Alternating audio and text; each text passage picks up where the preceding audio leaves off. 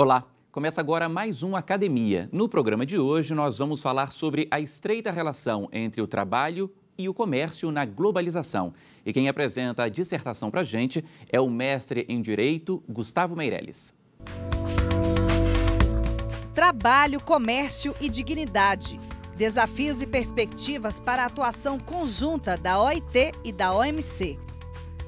Dissertação apresentada ao programa de pós-graduação em Direito da Universidade Federal do Ceará, como requisito parcial à obtenção do título de mestre em Direito.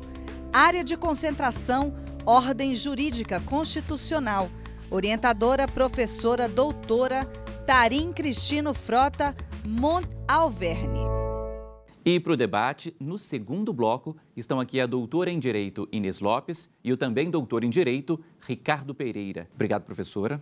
Muito obrigada mais uma vez pela participação na TV Justiça. Ricardo, obrigado pela presença. É um prazer estar aqui com vocês. Bom, para entender melhor o assunto dessa dissertação, veja agora um rápido resumo da pesquisa. Segundo o autor, no contexto da economia globalizada, a proteção do trabalho tem relação direta com o comércio internacional. A pesquisa analisa os desafios e perspectivas de uma efetiva colaboração entre a Organização Internacional do Trabalho e a Organização Mundial do Comércio, na promoção de direitos fundamentais do trabalho. Gustavo, qual foi a metodologia que você usou na sua pesquisa? Bom, inicialmente gostaria de agradecer a presença aqui no programa Academia, a presença dos professores, professora Inês Lopes, professor Ricardo Pereira. E a metodologia desse trabalho tem muito a ver com a temática principal, o cerne da questão, que é a relação entre a atuação da OIT e da OMC. E nós trabalhamos inicialmente uma vasta pesquisa bibliográfica acerca do tema e casos específicos enfrentados na OMC, no órgão de solução de controvérsias, em que trate de aplicação de normas externas a esse subsistema. Da mesma forma, também nós analisamos o contexto de formação histórica da OMC, na década de 40, ainda quando foi proposta a Organização Internacional do Comércio, que não viu a luz, né? E o debate que girava em torno desse momento histórico acerca da proteção do emprego e de condições justas de trabalho. Bom, o Gustavo indicou aqui também para a gente os livros que para ele foram fundamentais nessa pesquisa. Vamos ver. A solução de controvérsias na OMC, de Alberto do Amaral Júnior, editora Atlas. Conflict of Norms in Public International Law, de Josh Palmlin, editora Cambridge University Press. El Spirit de Filadélfia, de Alain Soupiot, editora CEU. Agora, de que forma esses livros te ajudaram, Gustavo? Bom, dentre a bibliografia indicada, eu sugiro esses 3 livros no sentido de que eles apontam elementos específicos para a relação entre esses subsistemas normativos. O livro do professor Alberto do Amaral Júnior, ele vai trazer a ideia de diálogo das fontes aplicada ao direito internacional público, normalmente à Organização Mundial do Comércio, no sentido de dar coerência a subsistemas normativos no direito internacional, suplantando o que fora ventilado como uma fragmentação do direito internacional. No caso da tese de Josh Palmlin, ela avança também no sentido de propor uma coerência entre subsistemas do direito internacional e ela, especificamente em relação à OMC, reconhece que se tratam preponderantemente de normas de cunho recíproco, obrigações de natureza recíproca, ao contrário das obrigações de natureza integral da proteção internacional dos direitos humanos e nas quais nós entendemos também as de direito internacional do trabalho, defendidas pela OIT. O livro, um ensaio, na verdade, de Alain Soupiot, é interessante no sentido de recolocar à tona a Declaração de Filadélfia, de 1944. O autor ressalta que a importância dessa declaração, porque ela é pretérita, precede mesmo a Carta das Nações Unidas e a própria Declaração de Direitos Humanos de 48. Então, o autor, Alain Soupiot, ele ressalta que a Declaração da Filadélfia coloca a economia e o comércio a serviço dos homens e não o contrário. E ele observa também que essa inversão tem sido recorrente no atual estágio de globalização e alerta para o risco de não estabelecer limites ao mercado. Então, é interessante que ele retoma essa declaração da Filadélfia que adere à Constituição da própria OIT. Bom, a gente abre o espaço agora, Gustavo, para você apresentar a sua pesquisa. Bom, nós buscamos trabalhar essa pesquisa em duas partes, né? Nós partimos das questões de como a OIT poderia se valer de mecanismos da OMC e vice-versa, como esse diálogo poderia ser profícuo no sentido de assegurar padrões mínimos de trabalho. É de se ressaltar que os padrões trazidos pela OIT, embora tenham um vasto arcabouço normativo, trata-se de padrões mínimos de condições de trabalho, notadamente as convenções fundamentais, as 8 convenções fundamentais e o protocolo recentemente aprovado.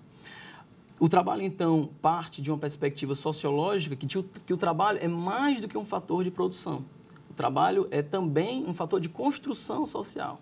Então, essa perspectiva sociológica, ela está na primeira parte do livro, que se divide em 2 partes. Essa primeira parte trata a questão do trabalho e o contexto total de trabalho, da reestruturação produtiva, da globalização. Quando nós falamos de trabalho hoje em dia, há uma indissociabilidade em relação ao comércio internacional e vice-versa. Não se pode falar de comércio internacional sem falar de produção, seja produção de bens, seja a produção de serviços também. Então, o trabalho, ele se sustenta em 3 pilares convergentes, 3 temáticas convergentes. A temática do trabalho, a temática da divisão internacional do trabalho cada vez mais intensa, a temática do avanço no comércio internacional, da intensificação do comércio internacional e da presença do comércio internacional no nosso cotidiano. E uma outra temática que é bem específica do direito internacional, que foi, vez por outra, ela vem à tona, que é a da fragmentação, de uma suposta fragmentação do direito internacional, com a distinção de subsistemas do direito internacional que poderiam potencialmente ser concorrentes. Então, na primeira parte, nós trabalhamos exatamente essa questão do trabalho e da questão desta fragmentação do direito internacional. E na segunda parte, nós passamos, então, a uma análise da OIT e da OMC, respectivamente. Nós optamos por deixar uma descrição, de certa forma, detalhada do funcionamento dos órgãos de controle da OIT e da OMC, de forma a beneficiar um público que está iniciando no direito internacional e para compreender as nossas conclusões, que vem no 5º e último capítulo, que trata da possibilidade de harmonização entre esses sistemas.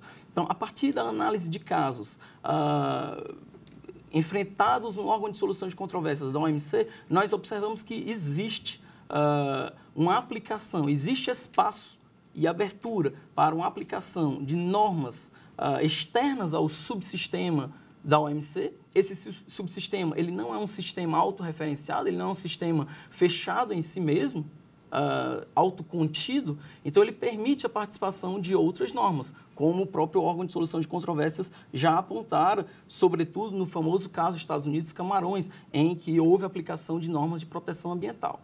Nós observamos que há uma maior abertura para argumentos favoráveis para a aplicação de normas de direito ambiental, mas as normas de direito do trabalho, notadamente as normas da OIT, os padrões normativos da OIT, ainda sofrem resistência para a aplicação na OMC. É de se ressaltar que a OMC ela é fruto de um debate ocorrido após a Conferência de Bretton Woods, que fundou, digamos, o sistema econômico e financeiro internacional, e faltava ali o 3º pilar, que seria a Organização Internacional do Comércio. Para esta organização, foi realizada uma conferência, que se chama Conferência Internacional para o Emprego e o Comércio. Ou seja, a relação, a indissociabilidade entre trabalho e comércio foi reconhecida naquele momento. Entretanto, não se avançou ao ponto de aprovarmos, de tornar em vigor a Carta de Havana, que veio à luz em 48, foi um tratado concluído, e nós vemos hoje uma resistência da OMC no sentido de que depois das décadas em que ela funciona sob a forma de um acordo, o GATT de 1947, em 1995 ela vem à tona, e no ano seguinte, na sua conferência ministerial de Singapura, deixa claro já nessa conferência ministerial que as questões trabalhistas dizem respeito à Organização Internacional do Trabalho. Entretanto, é de se observar que trabalho e comércio, nós podemos repetir, são realidades indissociáveis. É de se observar também que aquela Carta de Havana propunha alguns instrumentos de diálogo entre o que seria a Organização Internacional do Comércio e a Organização Internacional do Trabalho já existente. E nós podemos observar que existem instrumentos que podem suscitar uma abertura do subsistema da OMC, tais como o artigo 20 do GATT, que corresponde ao artigo 15 do GATS, que rege os acordos comerciais na OMC, e alguns pontos específicos desse artigo podem ser potencialmente aplicados. É o que nós arguímos no capítulo 5 da obra. Ademais, nós concluímos também que, para além de uma aplicabilidade normativa dos padrões da OIT na OMC, poderíamos pensar também num diálogo real, efetivo, entre as organizações, que por muitas vezes parecem distantes, embora haja alguns esforços que também parecem muitas vezes muito mais retóricos. Então, poderíamos imaginar possibilidades de atuação conjunta de representantes da OMC em órgãos de controle da OIT e vice-versa, ainda que sob forma de orientação, de diálogo, de abertura maior de diálogo efetivo, não apenas um diálogo normativo. Bom, agora a gente conhece a dissertação do Gustavo, mas a gente vai para um rápido intervalo e na volta tem debate aqui no Academia.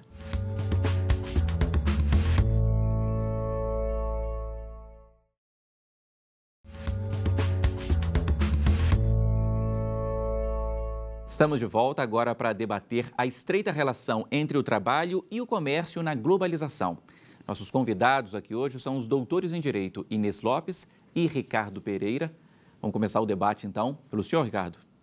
Pois não. Vamos lá. Bom, eu queria inicialmente cumprimentar o Gustavo, o Paulo que está apresentando, a professora Inês, dizer que é uma satisfação estar aqui no programa. E gostei muito do trabalho do Gustavo. É um trabalho denso, importante, atual. Hoje em dia não é possível mais desenvolver um sistema de proteção trabalhista localizado, porque os fenômenos são transnacionais, né?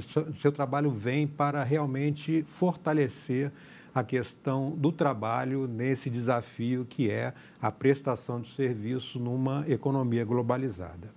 E você começa muito bem a sua metodologia de dar ênfase ao trabalho, a questão da centralidade do trabalho, né? Que você faz um estudo sociológico sobre isso e é um estudo inacabado, né? Porque os sociólogos não deixam muito claro.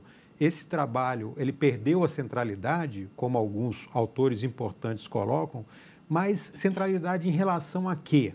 Né? Então, o que eu queria ouvir de você um pouco será que nós podemos transportar essa questão da centralidade do trabalho, da sociologia para o direito, principalmente para a nossa Constituição, e defender que o trabalho é central em nossa sociedade a partir dos mecanismos de proteção existentes no direito, para que esse trabalho permaneça sempre no centro, ou não é possível, assim como ocorreu com sociólogos, né, trazer o trabalho para a sua centralidade na sociedade? Eu agradeço a pergunta, professor Ricardo. E, de fato, nós buscamos partir desse pressuposto de que o trabalho ele é mais do que um instrumento de produção, mais do que um fator de produção. Ele é um instrumento de sociabilidade. Dessa forma, o trabalho, nós nos inscrevemos socialmente na medida em que nós trabalhamos. Eu costumo dizer que nós, no português, que nós temos o verbo ser e estar, né, nós dizemos que nós somos professores, nós somos jornalistas, nós somos advogados, nós somos motoristas de ônibus. Ou seja, o trabalho nos inscreve enquanto participantes dessa sociedade. Então, daí a centralidade do trabalho. Então, é a partir dessa perspectiva que a OIT se conformou, que ela formou o seu sistema de proteção. Né? Essa organização internacional de grande importância, que nasce em 1919, quase, vai fazer em breve 100 anos, ela surge exatamente, ela é fruto das lutas do século XIX. Lutas que vão desaguar na formação de uma associação internacional. E, diga-se de passagem, interessante observar que o grande impulso para a criação dessa Associação Internacional de Proteção Legal dos Trabalhadores foi a proposição do ministro da Economia francês na Exposição Universal de 1900. Veja só que a relação entre economia e trabalho já era íncita, já era intrínseca naquele momento. E a OIT, então, traz, principalmente a partir da Declaração de Filadélfia, quando ela reafirma que o trabalho não é uma mercadoria, ele não pode ser subsumido aos valores econômicos, ele deve ser protegido.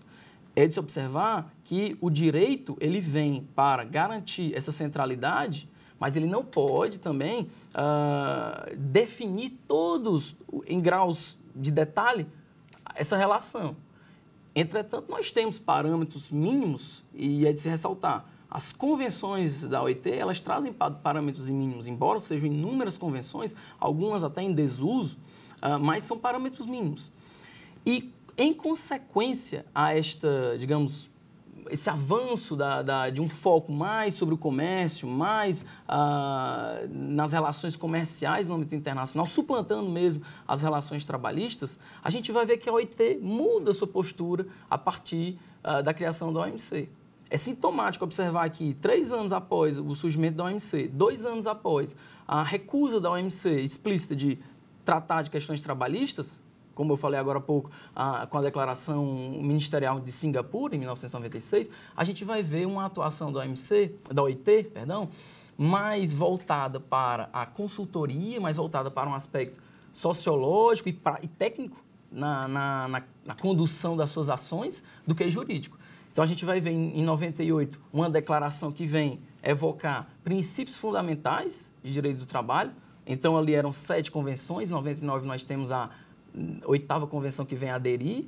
Em 2015, nós temos um novo protocolo que vai redefinir questões em relação ao trabalho forçado, né, o protocolo em relação à Convenção 29, que adere a essa perspectiva.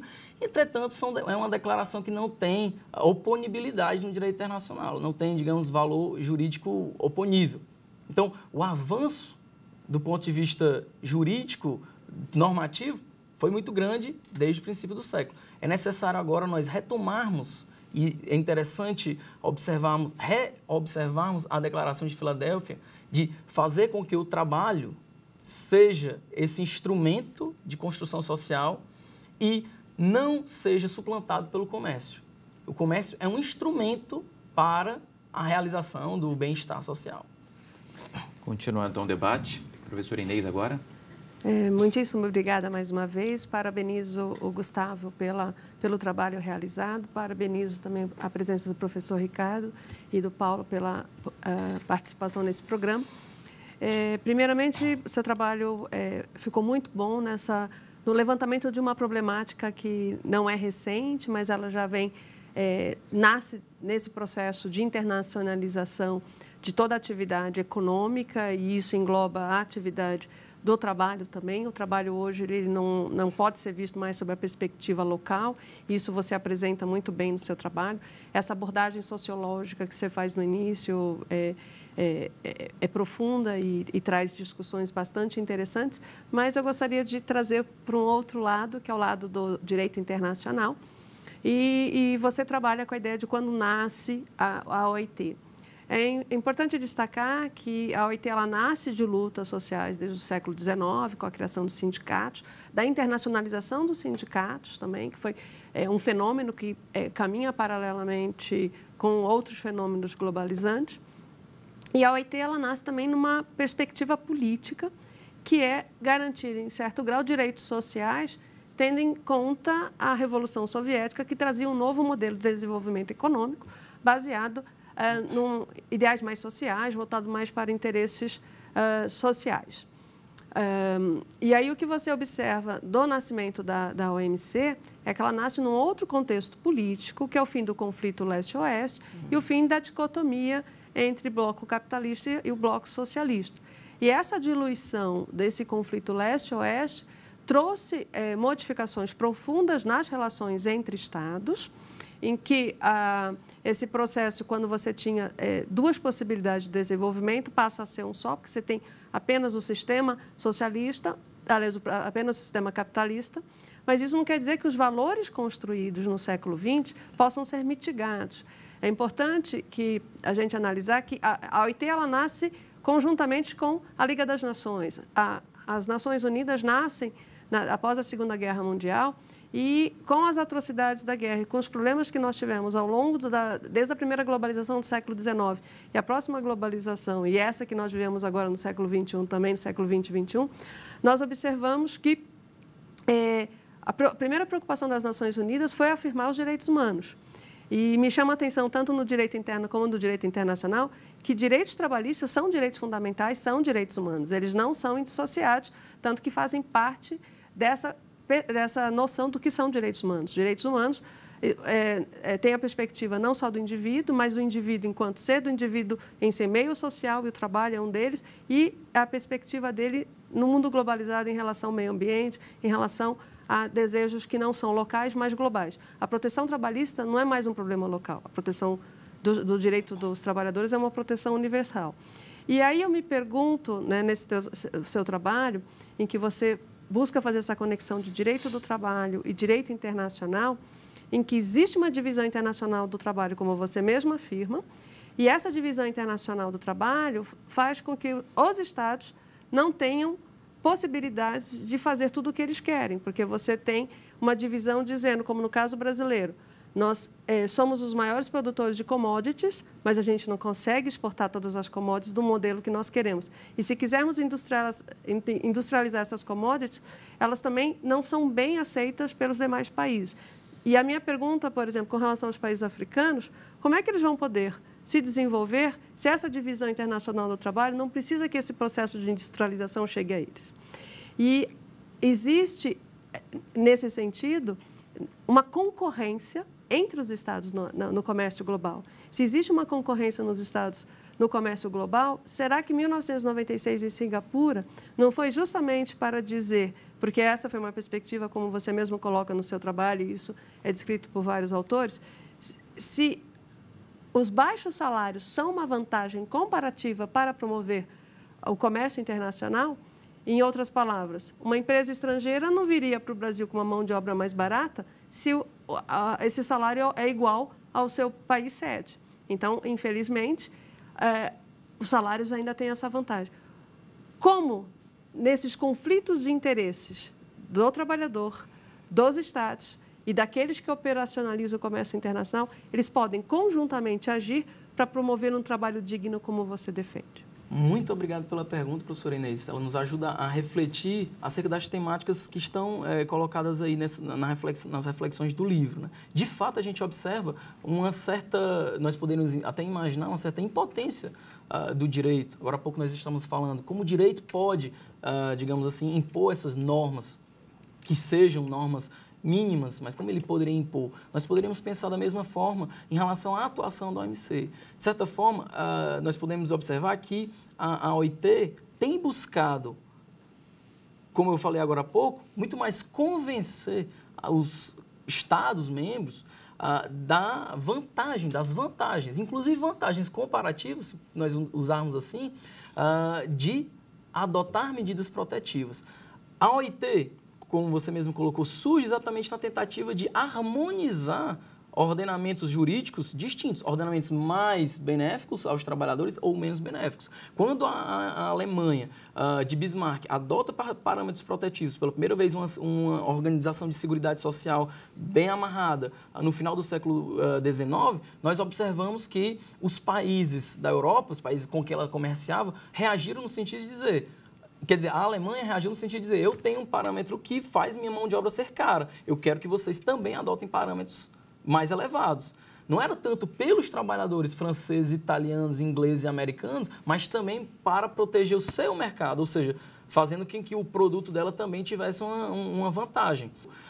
Só para finalizar, nós podemos observar que essa temática volta à tona com muita força a partir de abril de 2013, quando nós vimos a catástrofe acontecida em Bangladesh, com a derrubada, né, com o acidente no Rana Plaza, o prédio que matou mais de 2.200 pessoas. E a gente vê a retomada dessas discussões, da importância de que a produção para o comércio internacional não seja dissociada do trabalho, um trabalho que, como nós falamos anteriormente, garante essa dignidade, garante a inserção do indivíduo no âmbito nacional e agora no âmbito internacional, cada vez mais. Bom, Gustavo, é isso. Muito obrigado pela sua participação aqui com a gente. Eu é que agradeço a oportunidade de estar aqui na academia, Paulo, e espero que o livro possa servir para suscitar reflexões e prosseguir no avanço dessas relações possíveis entre a OIT e a OMC. Professora Inês, muito obrigado também.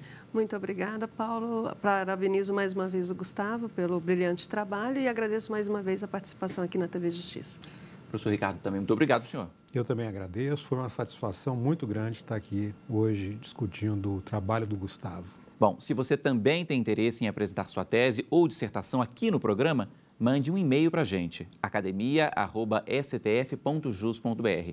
Para rever o programa desta semana, é só acessar o site que você vê aí na sua tela, tvjustiça.jus.br. Muito obrigado. Tchau.